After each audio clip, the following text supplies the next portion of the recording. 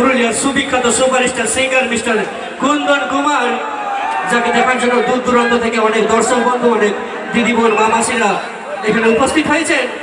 কিন্তু আশা করি আমার সকল দাদা ভাইয়েরা ও দিদি বোনরাও ফেসবুক বা ইউটিউব বা ইনস্টাগ্রামের মাধ্যমে দেখেছেন বা শুনেছেন ভিডিওর মাধ্যমে যে কুন্দনদার গলা এতটাই খারাপ আছে যে তিনি উড়িষ্যার ভুবনেশ্বরের ডাক্তারের চেক আপের জন্য গিয়েছিলেন।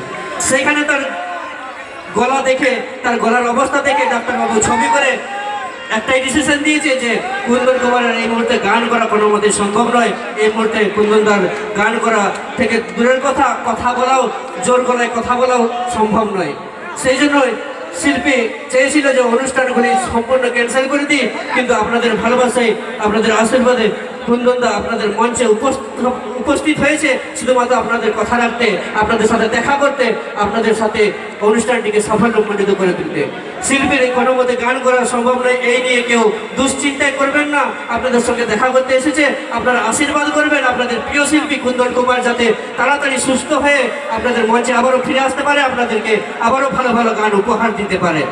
যদি আমার কথা ভালো লেগে থাকে তো কুন্দনদের জন্য একটা জোর করে হাতের তালি হবে সকলে মিলে। অসংখ্য ধন্যবাদ। এই হাতের তালি দেখে, হাতের তালি শুনে আমি বুঝতে পারলাম যে দাদা ভাইয়েরা অবশ্যই কুন্দনদাকে ভালোবাসে, কুন্দনদাকে সাপোর্ট করে।